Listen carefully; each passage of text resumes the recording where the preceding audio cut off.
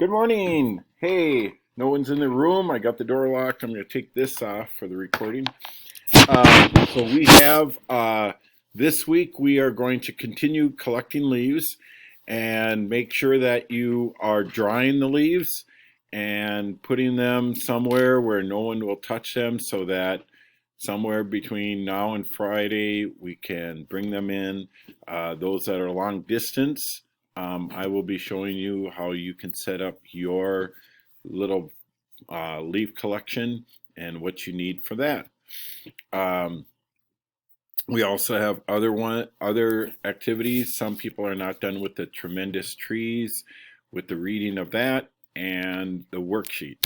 So that too needs to be finished. I will be adding more to the assignments.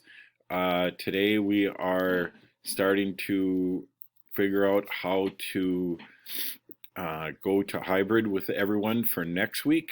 So uh, I will put on different assignments as I have time.